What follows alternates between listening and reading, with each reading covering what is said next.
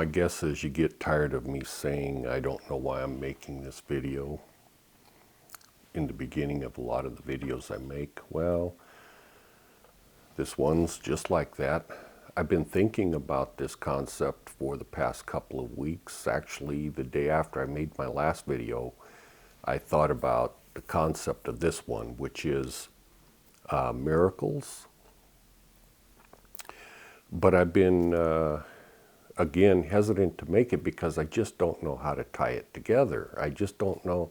I haven't figured it out. And then my wife is on a trip to Seattle, Washington, and I'm laying in bed, and now I'm not laying in bed, and I'm up making this video because I just couldn't put it off anymore. So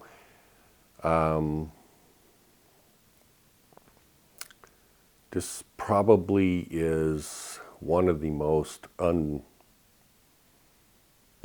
unprepared, I haven't really, I guess that's why it's been a couple of weeks trying to make this video. I just can't seem to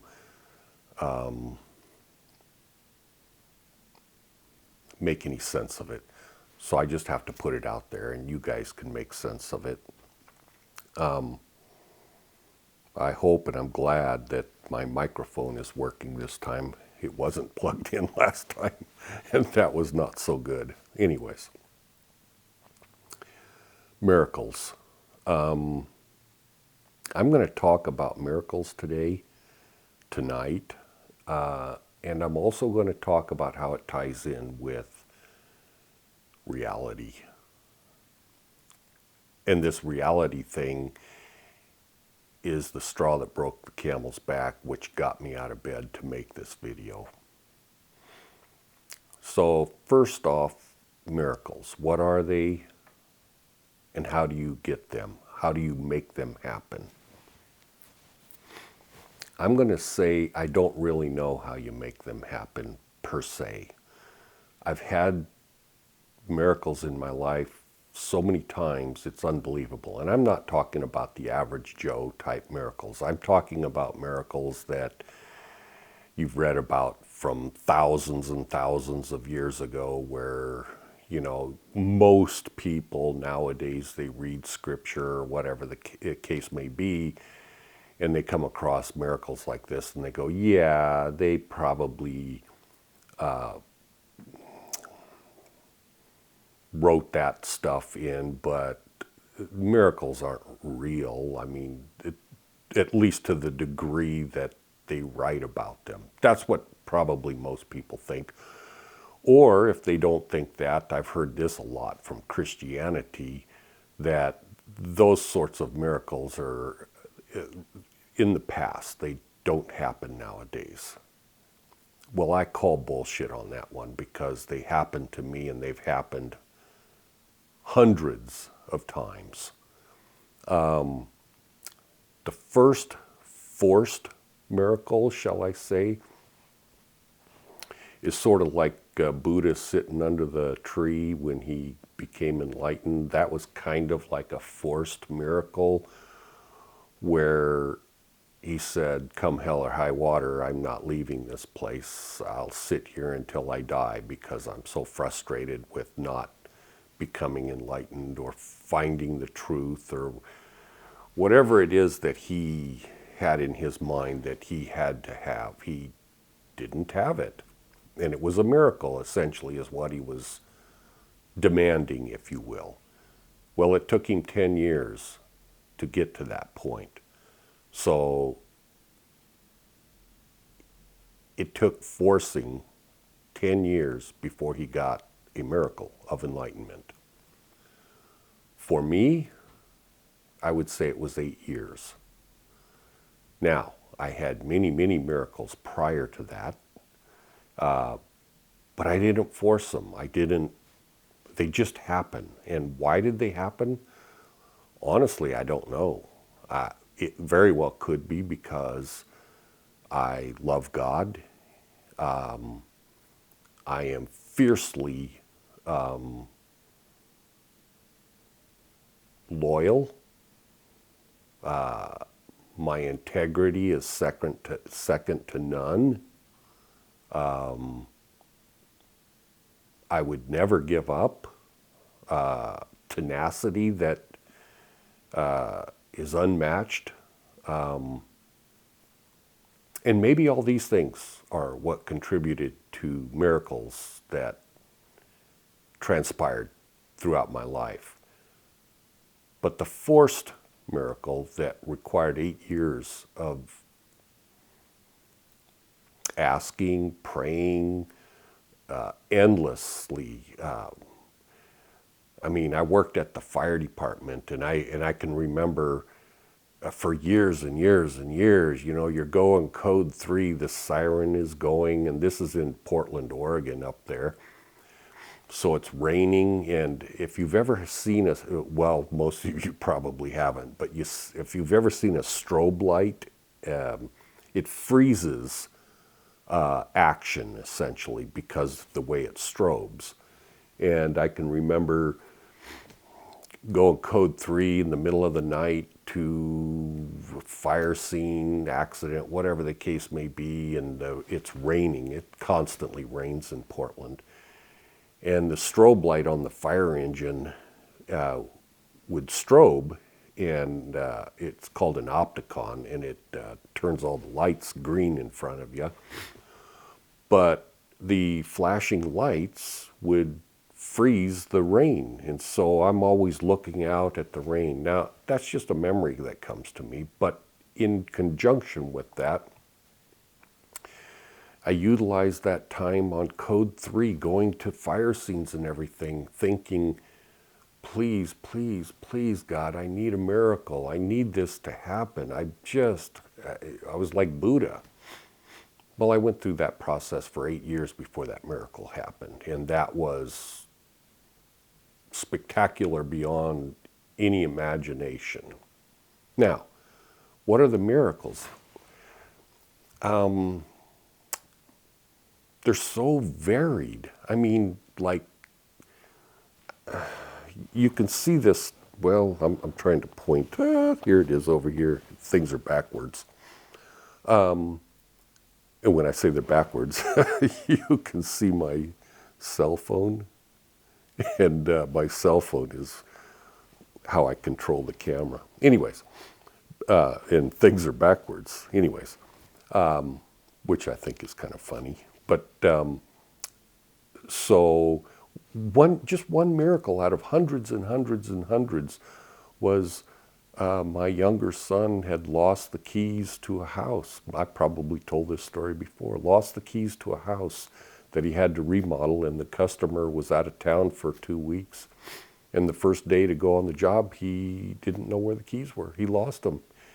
And he was, I don't know how old he was at the time, 18 years old or whatever. And I ran a construction company at the time, remodeling business. Anyways, so he couldn't get in the house. And he was devastated because there's no way to contact the customer because they were camping in the middle of nowhere. And he came to me, he says, Dad, I got to have these keys. I got to have these keys. I don't know. I've prayed to God. I've done everything I can. I've searched everywhere. I can't find the keys to their house, and I can't get in. I go, well, son, I don't know what to tell you. He says, well, I do. He says, we need to have a prayer, and you need to ask God where the keys are, and because I know you have miracles all the time in your life.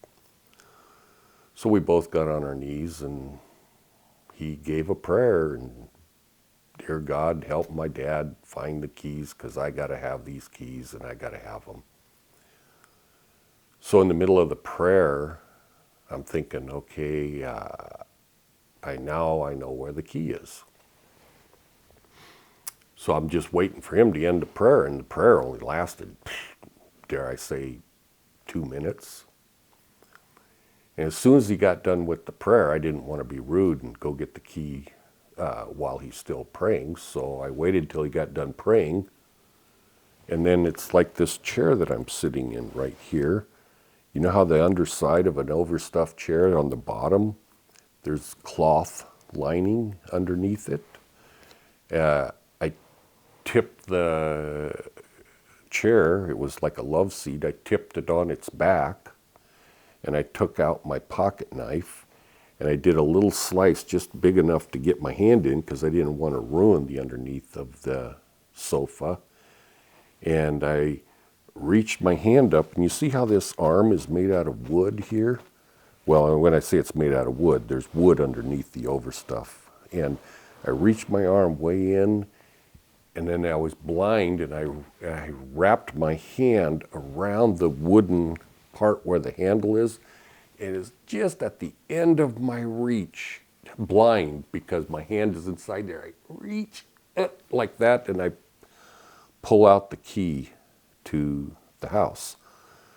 That was one miracle. And that's a minor miracle. I've had so many in my life, it's unbelievable, that are like that and way, way, way more bizarre. Now, that was way before I ever extricated myself from the Mormon church. And so it had nothing to do with being a church member. It had nothing to do with anything other than I love God. And I will do anything to stay on that path. Now, why am I talking about miracles? Well, maybe there's a Bible story about doubting Thomas, you know, that story.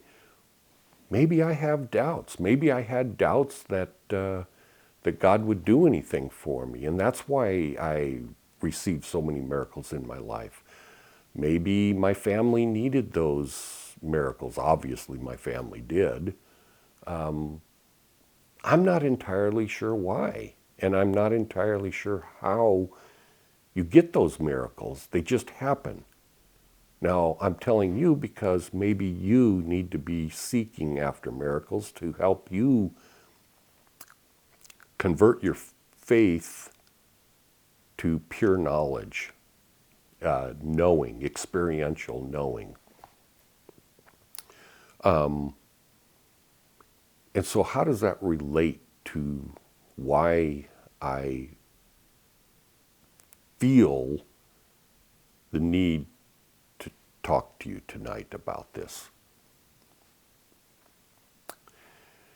Because there's so many people in this world now. Demons, there's so many people that have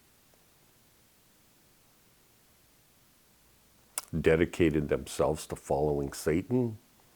There's so few people on the planet at this time that are incredibly devout lovers of God. Brahma, the God Jesus prayed to. I'm asking you as a friend, please pray to this God. If you're not, if you feel like you don't know who this God is or anything, if nothing else, pray to the God that John prays to. Say that in your prayers if that makes you feel more comfortable. It doesn't matter. If you have love in your heart, then I can assure you 100% you are on the right path. You may have a hell of a long ways to go, but you are on your path, on the right path. I think I always say lastly in my videos, and it doesn't turn out to be lastly, but I think lastly in this video, the point I want to make crystal clear is people write me sometimes in comments on the videos I make, and they'll say things like, well, your belief in this and your belief in that, maybe your belief is off a little bit. And my initial reaction is to say, fuck you in your belief systems. I know that's a harsh way to respond to someone, but that's the way I feel sometimes. And the reason I feel that is I don't believe. If I had a belief, I wouldn't be making these videos for you. If I believed that this reality is an illusion, if I believed the stuff that you read in Vedic books, if I believed in Christianity, I wouldn't make these videos. I would be a member of a church or a member of an organization. I wouldn't go out on the limb like I do here, telling you, I am telling you to your face, I know what the truth is. It isn't faith, it isn't a belief, it's experiential knowledge. When you have enlightenment like Buddha, you can eliminate the word faith and belief. That doesn't exist in that situation called enlightenment. To take that enlightenment a step further, what I refer to as God enlightenment, it's the same type scenario, but now your enlightenment is your enlightenment in God, if that makes sense. I know that this reality is an illusion created by God. I know the God that has created this reality. I know the God that Jesus prayed to.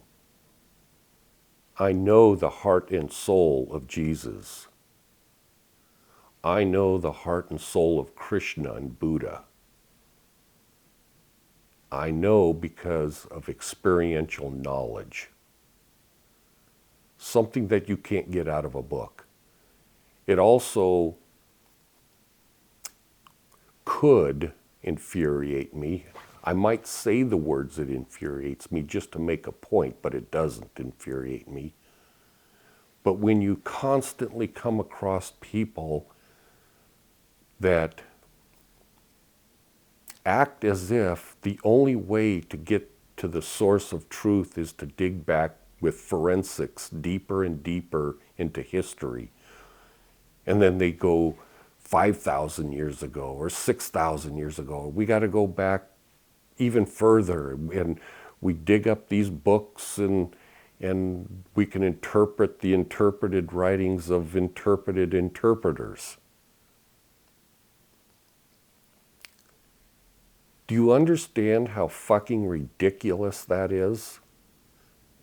When this is an illusion created by God, God is existentially here right now. God is sustaining my physical body with God's illusory created imagination. The words coming out of my mouth come out of my mouth because of God. If I want to know what the truth is, I simply ask God. I don't need to go into books and Vedas and Bibles and all that kind of stuff. I love the Vedas. I love the Bible for the information to get you started. It's like how you prime a pump. You know, you pour a little bit of water in the pump. Well, actually, you don't know, because priming a pump was years ago. But it's a primer. All of that information is there to get you started. But it isn't. It's just the burnt out hull of truth. It is a remnant of truth that used to be on the planet. So study it, but rest assured to make it real. You've got to get that directly from God. I keep saying God, but you can use the name Creator. I always say the God that Jesus prayed to. There's no name for this God that is known on this earth. Since God has created everything, then you can call God everything. And you can call God no thing. It doesn't matter. It's not disrespectful. But I just want to let you know that my knowledge, or let me back that up, or back that off, and say my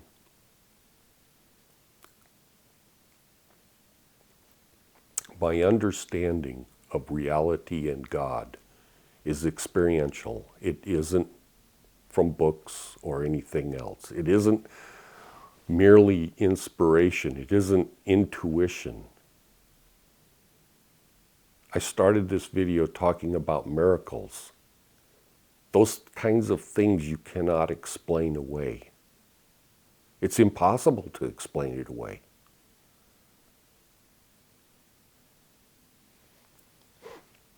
One of the first times when I was requesting miracles, this started 20 years ago, I thought, you know what?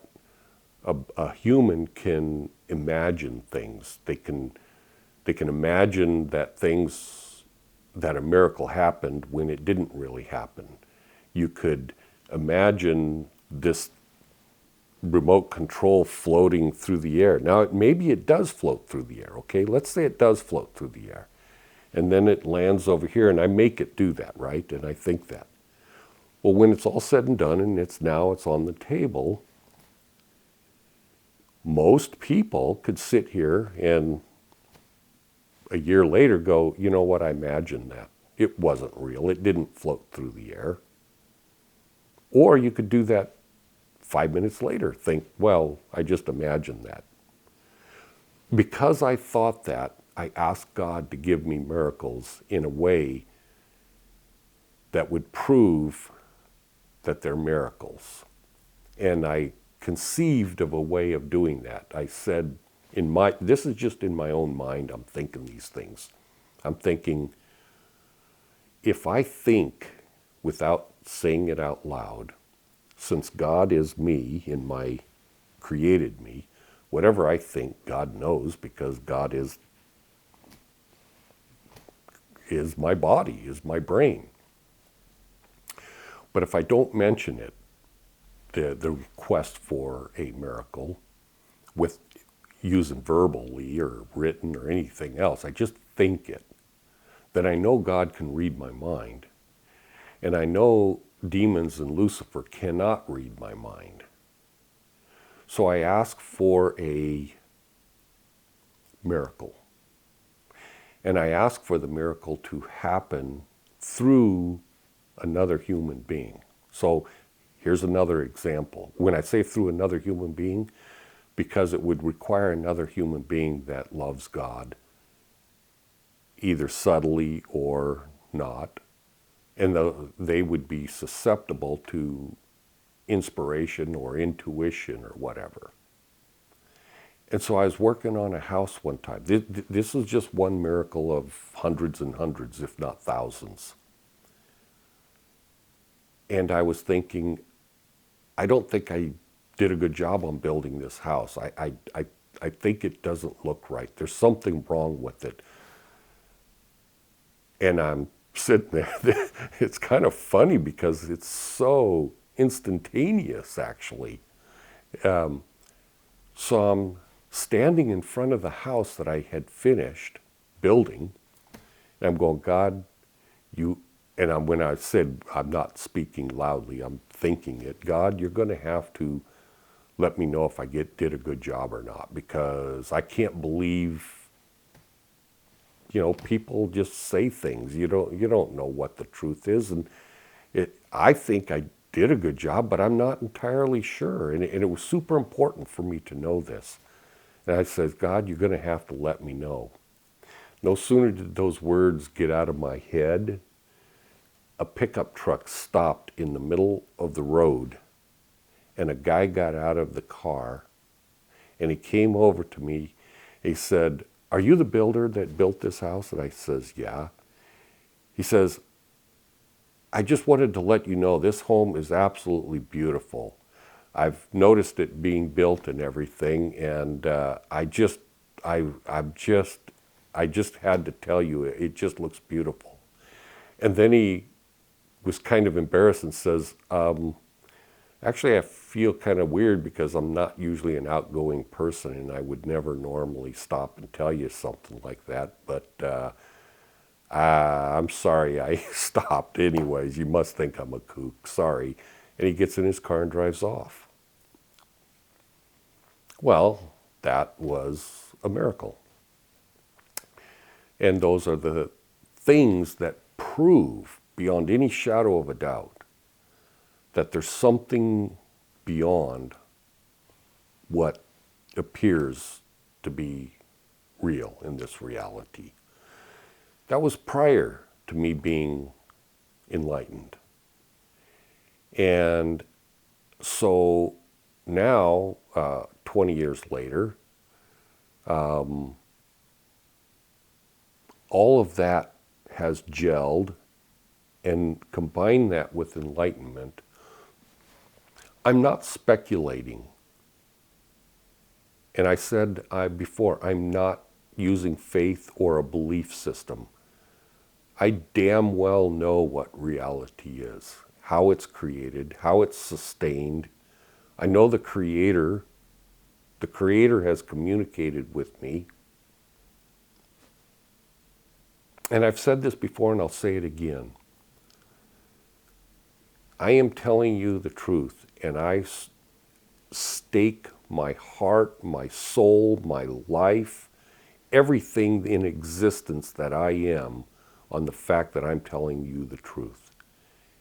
And I'm not asking anything from you. I am simply, what goes through my mind in a lot of these videos I make, what goes through my mind is the suffering a lot of people go through. And I went through it too. And I just, maybe it's my career as a firefighter, wanting to help people. And maybe it's just in my nature. And I feel like there are people out there, their hearts are destroyed, devastated. They just don't know what is true and what's not, because there's so many damned liars out there, and charlatans and gurus that don't know their butt from a hole in the ground, and there's just nothing out there to hang on to that's solid, and you may have faith, but you have nothing to back it up, and you're just lost, and it's scary, it's depressing, it's frustrating, and you've devoted your life to this, and still you have no solid evidence, because in this reality, it does seem like it, even to me, when I had to go through it, it just seems like you have to go to hell before you find any hope, before you find any evidence that what you think is true actually is true. And so because of that, I make videos. Because of that, I tell you I love you. Because of that, I try to alleviate as best I possibly can your fears, your anxiety, your hopelessness, and to tell you that I know that this is true. I know it with every fiber of my being. There's zero doubt.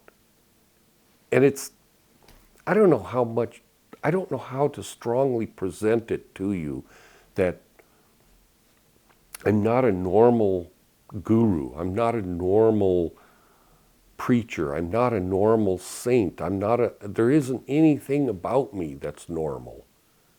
My wife says I'm not normal. But it doesn't mean I'm better than anyone. I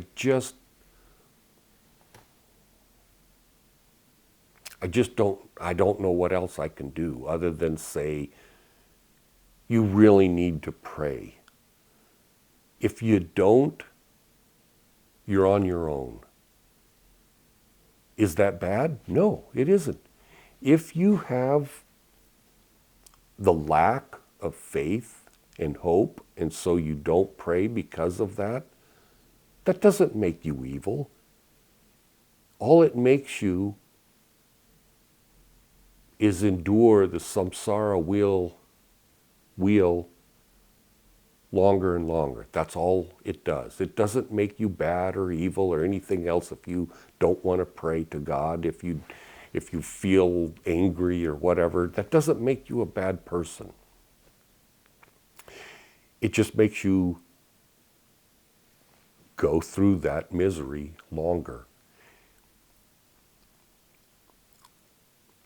It's like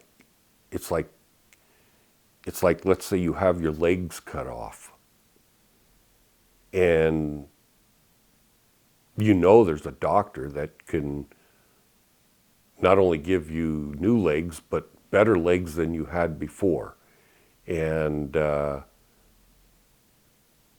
then all you'd have to do is ask this doctor, and it doesn't even cost you any money. You just have to ask. That's what it's like. But most people won't ask. They don't. They even if they have a belief that, well, yeah, I could have brand new legs, but I don't deserve them, so I'm not going to ask. Well, you do deserve them. If you can think of them, you deserve them. But you have to ask.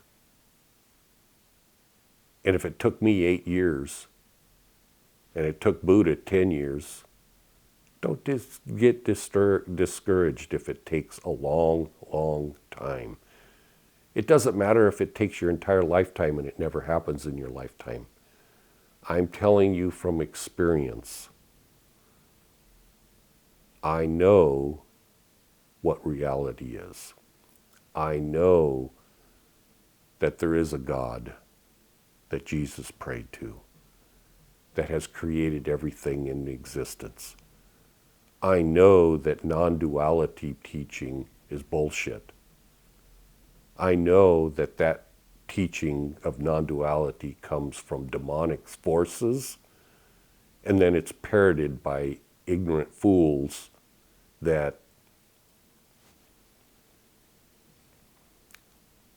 have no shred of truth in them. That's kind of a harsh statement, but it's true. Anyways, I think I'll end with that so that I can go to bed and not feel so... I felt compelled to make this video tonight. I don't even know what time it is. What time is it? It's almost 11 o'clock at night. And that's why my eyes are all tired. Anyways, if this video does anything, I hope that at least it gives you a shred of hope, because you have to make a decision. You really do. You have to make a decision right now, this instant. Am I feeding you bullshit? Because if that's what you think, don't watch any of my videos anymore, and go somewhere else. Or go, you know what? He's telling the truth. And if I'm telling the truth on this, I'm telling the truth on everything I teach. Now, a caveat here. Does that ever mean that I'm wrong on something? Sure, I could be wrong on something. I could be wrong that maybe something I've taught in the past is a little different than that. Okay, so what? It doesn't matter. I'm not a perfect person. But on the big things, the entire situation that I'm talking about, I am not wrong. I assure you I am not wrong. So if that could give you a little bit of hope that what you already knew in your heart and soul was probably true, I'm hoping that this will give you a little energy to keep moving forward.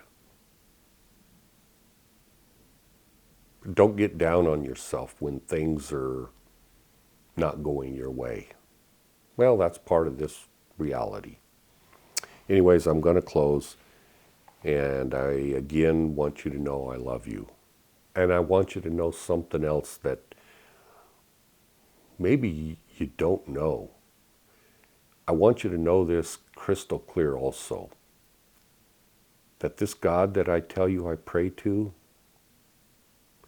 this God has a profound love for you. Each one of you individually, regardless of what your situation is. This God loves you beyond any imagination. If you knew how much this God loved you,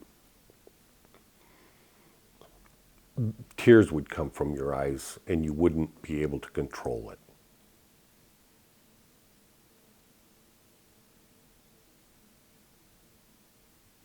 Anyways, with that, I'm going to close. I love you. I hope you have a good weekend. Bye.